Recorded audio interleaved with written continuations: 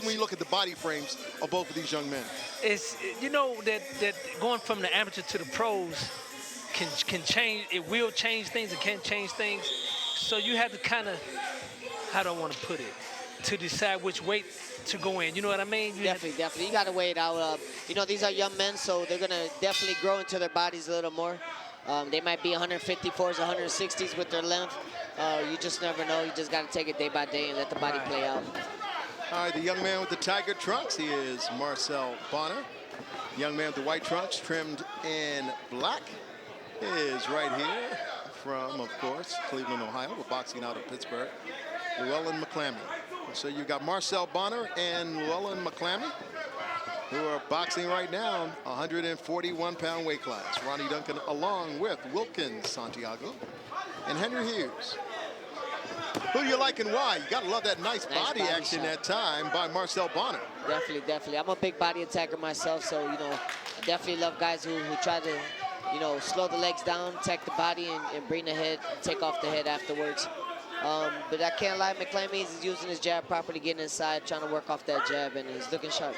Not only is he trying to work off that jab, he is throwing a right cross off that jab right now after, of course, the hook to the body. So both of these young men are trying to set the other up. Nice little uppercut that time, and, of course, a little shoe shine. And he wasn't with his back up against the ropes, but he was just beyond the ropes. And that's pretty impressive when you talk about Marcel Bonner. Nice body work again, coming up top. Marcel Bonner is an equal opportunity puncher, as you can tell right now. Nice uppercut overhand right again by McClammy. What you're seeing is that you're seeing skill on both young men. Definitely. And what I like the fact about McClammy is that even though there are periods in which it looks as like Bonner is going to take control of this fight, McClammy comes back. Right. And he goes with a body shot. There he is now, and as you can see, Bonner's starting to hold. I'm not sure if those body shots are affecting him. Nice uppercut there by McClammy. McClain seems to have the reach. If I was him, I would try to take advantage of it. Definitely. You know what I mean? Using the jab more. Keep him at the end of the stick. Just nice like punches. that. Nice punches. Really nice punches, and I'm talking about that right hand. And he's giving an arsenal of Bonner punches. looks a little tired there. He looked a little tired. That's what I saw. And if I am in that red corner, I'm telling Llewellyn McClammy, you've got to come out, you've got to jump on this young man. Keep attacking the body, slow them legs up. If we take a look at some of the action that happened here in round number one, what I liked were the educated combinations that were thrown by McClammy, especially when it appeared in the early stages that McClammy was losing the momentum in this fight. Look Nice at him, right jab, hand following it up. Jab, and watch cross. what happens with this right hand. Here it comes. We just missed it, but I'm telling you, he was all on top of it. This young man made sure that he was keeping the heat on Marcel Bonner. Definitely got the body for a 141-pounder. I'm not sure is he going to be able to hold that when he goes into the pros. Al, great guy. Al's a great guy. Of course, he is a former trainer of Juan McPherson. Took me to the Nationals back in '95. Top amateurs ever to fight here in the state of Ohio. Unfortunately, he would lose in the Olympic trials to a young man who eventually became a welterweight champion of the world, Andre Berto. Yeah. Matter of fact, not to get off the subject, I saw something the other day about Juan McPherson maybe coming back. Juanie? Magic Juan McPherson. That was his moniker, his nickname as an amateur as well as a professional. I went to the Nationals with both of them, Juanie and Fatback, Antoine. You went to the Nationals with him, and you also went to the Nationals with Mickey Bay. All were there at that time. Very talented class of young fighters out of Cleveland, Ohio.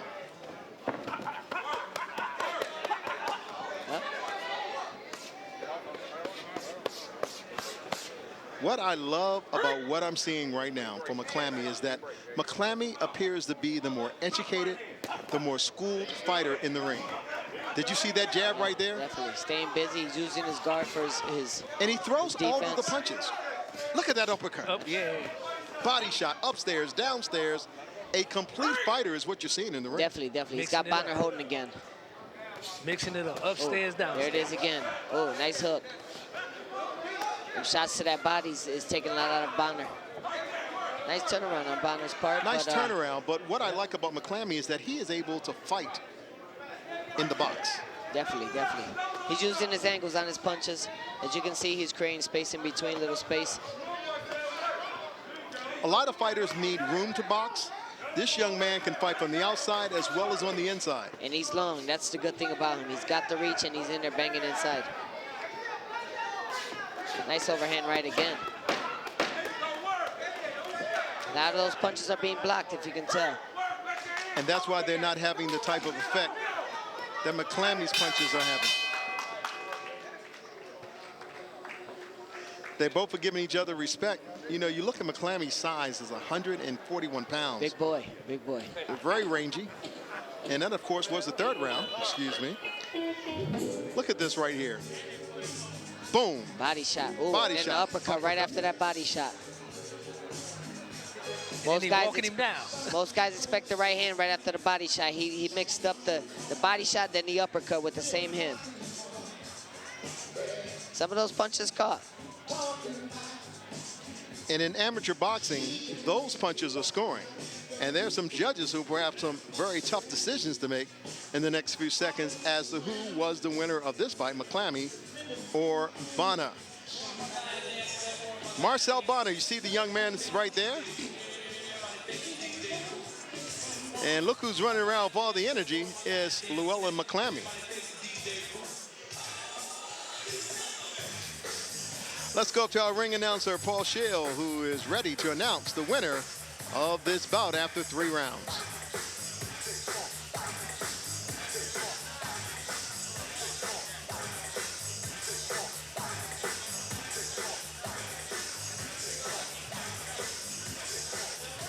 Apparently they're not ready right now, giving both young men to get the rest that they need.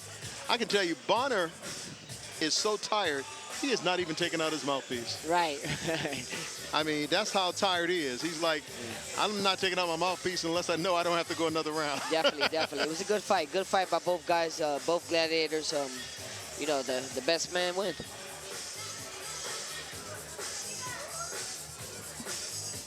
Mr. Al having trouble with the glove. Come on, Al, you've been in this game a long time, Al. All right, Paul Scheel is sitting. He has, of course, the winner. Put your hands together for these 2 outstanding athletes. He gave up on the glove. And now, fight fans, after 3 action-packed rounds, your winner fights out of the red corner, Llewellyn McClammy. Llewellyn McClammy, the winner, like we all thought. I think it was a unanimous decision because this young man, you could tell he was the more seasoned of the 2. You could tell he was the young man who had the experience, so to speak, to throw so many different variety of punches. I mean, we just didn't see a guy just going forward. We saw a guy delivering a combination, but ending, not with the 1, the 2, but he went in with the 3 as well. Definitely. He used his angles properly. He looked sharp in there. You could tell he's been doing his homework. He's been on top of his game. He deserved the win. Now, see, with that kind of range and that kind of body type, and I guess what I was looking for you was this young man has the kind of size to be the next Tommy Hearns. Look at his legs. He doesn't have the biggest legs, but he is rangy. And what I love about a rangy fighter like that is that he can throw short, crisp, 6-ounce punches. Definitely. And hurt you. I like to see a sparring session between him and some kid up there in that Lorraine area named Wilkins Santiago. I would like to see what that'd be like. I love it. I love it. I don't turn nobody down, man. I've been in this game. I've seen it all.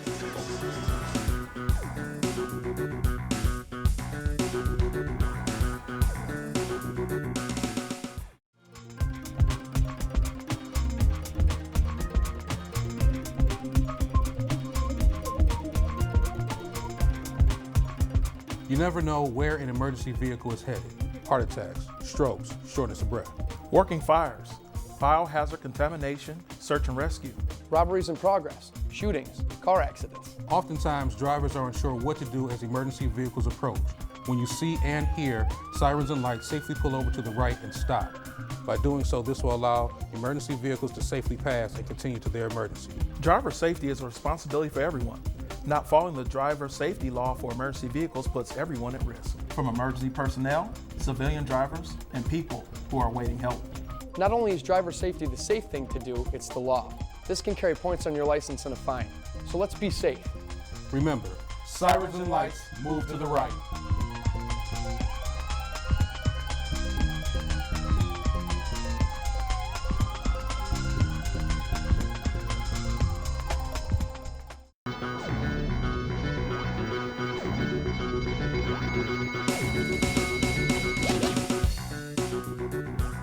Well, coming up next, we're going to have a young man that this may be the very last time we see his amateur career. And I'm talking about the one, the only Love. Real Love, 123 pounds out of the Bob Davis Boxing Gym in Cleveland, Ohio. Had an opportunity to talk with him prior to today's fights. And I'm telling you right now, Oriole Love, pretty exciting young fighter. There he is right now in the ring. As a pro, he says, I want to go between 118 and 126 pounds. Oriole Love is fighting 123 today. He has had over 40 amateur fights, only 8 losses. 24 years of age. His biggest triumph is as he has won the Golden Gloves. He was the Ohio winner in 2014, and he was ranked 3rd in the country. This young man has been exposed to so much good-looking people sitting at ringside, wouldn't you say? Definitely good-looking. Tell me why. Because one of them is your what? Oh, that's my queen. That's my queen right there. You better say the right thing, because I'm making sure you get a tape of this. She's Italian, too. She'll come after me. I hear you. And, of course, he's fighting Jabril Hawkins. You see Hawkins, who just stepped into the ring. He's coming out of the Akron Boxing Club, Akron, Ohio. But Oriole Love went to Max Hayes High School in Cleveland. His favorite subjects were history and science. Wow. And we were talking earlier, and I said, why history and science? He says, because boxing is a science. Exactly. And I love boxing history. He says, boxing is not just hit and don't get hit. It's geometry and fighting on angles.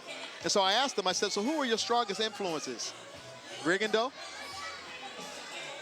Andre Ward, and Floyd Mayweather. What do you think about that? Top 3 in the game. Top 3 in the game. Rigo, we already know what he's about. Cuban fighter, one of the best Olympic coming out. Andre Ward, one of my stablemates back in Oakland, California. Man's like no other. And Floyd, his statistics speaks for themselves. Let me ask you something. When you're fighting someone who has a resume, such as Oriole Love, and you're Jabril Hawkins, how do you approach this fight? Because you can't just say I'm fighting anybody. You're fighting a seasoned amateur. You're talking about a young man who is 24 years old. This may be the very last amateur contest. He already has his professional license. He doesn't have a professional fight. So he hasn't turned pro yet because he hasn't accepted money for fighting. Exactly. Oriole Love, they say, is a real thing. If he comes into this fight equipped and well-conditioned, we are seeing a very special young man here on TV 20. Let's go up to our ring announcer, Paul Schill, who has more. Here we go, fight fans. Our next bout of the evening is in the 123-pound division.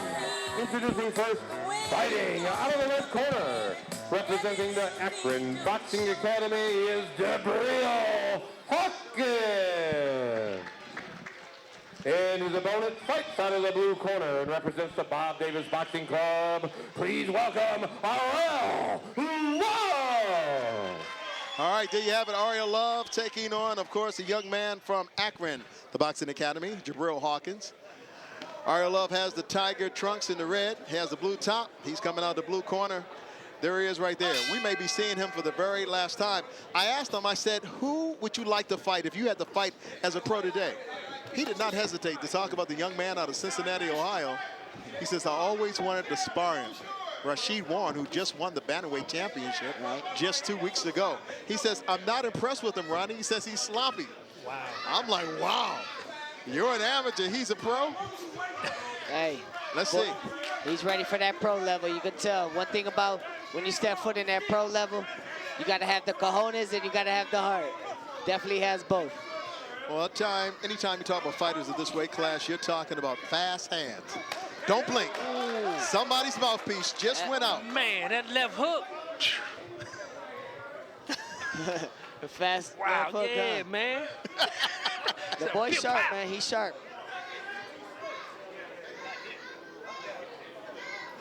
True class act gentleman, man. I've been able to exchange words with him, and the boy's something else. He's real humble. He definitely, this is what he loves, and he's going for that world title. 24 years of age. It's that hook again. Nice hook to the body that time by Ariel Love. Love with that quick jab. That jab comes out like a BB gun with a little bit of power on it. Definitely, definitely. He's got that hand too low. I'm surprised he has not come through with an overhand right. Look how low Hawkins holds his hands. That right hand, he's a sucker for a right hand right there. Exactly, exactly. He's got to be careful. You got a seasoned, young amateur kid getting ready to turn pro. The jab's definitely sticking at all times. He's controlling the ring generalship right now. The boy looks sharp.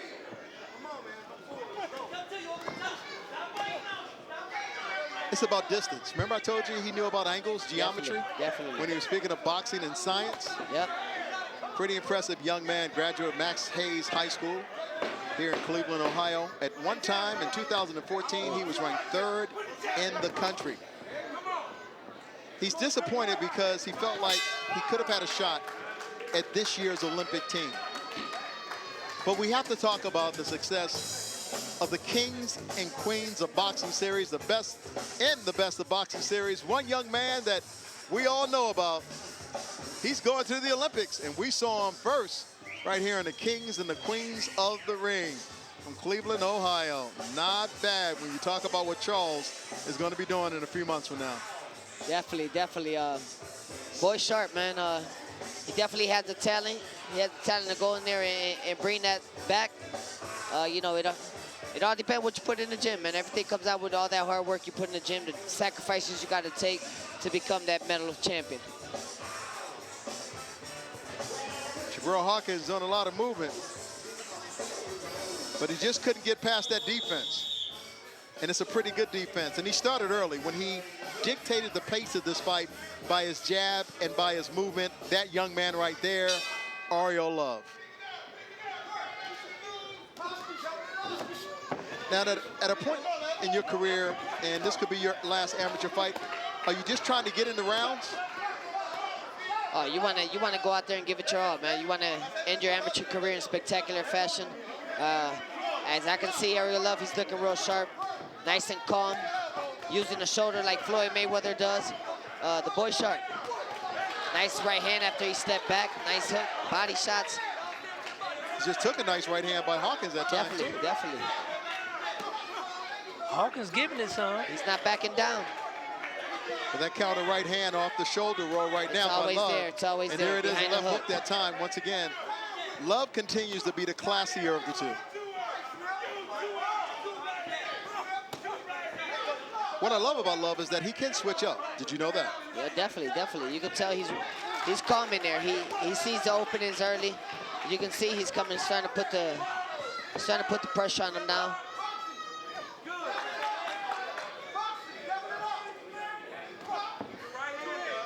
Smart fighter, very smart fighter. Nice right hand. Right hand, lead right hand that time off the counter by Nice Love. jab. See the, yeah, the boy's good, he's good. He's got that Floyd stuff down packed, huh? Well, there's a saying in boxing of catch and shoot. Catch and Tell shoot. exactly what that means and what Love is demonstrating in the ring when I explain catch and shoot. Well, explain the definition. He's using his angles, he's using his shoulder to catch some punches, rolling off shots, and coming over the top of the punches he feels that he can catch clean. And who best to show that but Floyd Mayweather? The referee said, watch that elbow. Can't get off with that in amateurs. It's a pretty good little fight. Took very little punishment. Dude throwing back. Took very little punishment, and he threw a majority of the punches. And that shows you how talented he truly is. Coming up the third and final round of this fight between these two. Pretty competitive fight. Henry, why don't you explain to our audience what they're seeing here? Again, these are our vendors located within our content here. Please support I like that jab, hook. and make themselves available. He's countering. Look. You can tell Ariel's a little more seasoned. You can tell he's calm in there. You know, No, I gotta laugh. He's not I said, standing Henry, down. tell us what you like about. I like that jab. He coming. That counter, that hook. Henry, you're a boxing fan. Because ain't nobody going to interrupt and get anything out of you. Henry's going to talk about, I like that jab. I like All that right, hook. third and final round. Ariel Love, Jabril Hawkins. This is it right here. Man, Love Love's right here. sweet, though. Oh, he's nice. He all right. Covers up good. Nice punches. Nice hook. Oh, another hook. Oh, nice that time by Nice right hand. Hawkins. Oh. Look at the speed on these punches. Are you kidding me? And these are amateurs. Wow.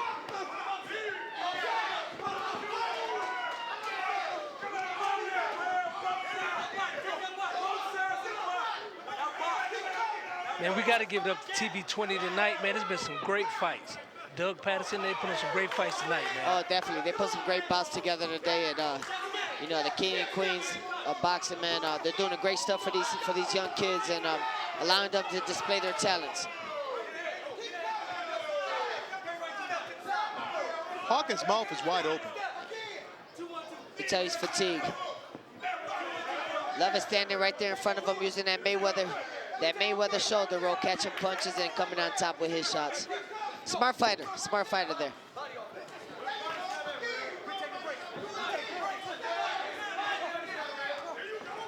Love needs to go to the body a little bit more. That's where he was getting a lot of his meals served. And that's a nice little overhand right that time as Hawkins ran right into Love's right hand. Another right hand by Love. Short, Uppercut. crisp punches by Love. Nice hook. And you have to wonder what is keeping Hawkins up. Nice body shot that time. I wanted to see the trying body. to walk him Maybe down. Love hurt me. But you got to give Hawkins his due. These boys are letting it go. Gladiators in there. Fight. Oh, nice hook. Very good left hook that time. Straight right hand. Lead right hand. Underneath, coming back upstairs. Good fight by these boys. Good fight. amateur contest, but there's no doubt. No doubt who won this one. Ariel Love. Definitely. Ariel Love in the blue corner. There he is. And watch what happens here. Nice counter right hand. Did you see that? That was a thing of beauty. He rolled with the left, countered with the right. The uppercut. And nice there he uppercut. is with the uppercut. See, he could fight in the box. And Look a right at that. hand. And a right hand. The question comes, he's active. And Wilkins, you hear this a lot. He punches, but there's nothing on it. And I think that will be the thing that hurts him on the next level, whether or not he truly can get the punching power. Now, everyone is not a born puncher, but it is about positioning, Henry. It is about how you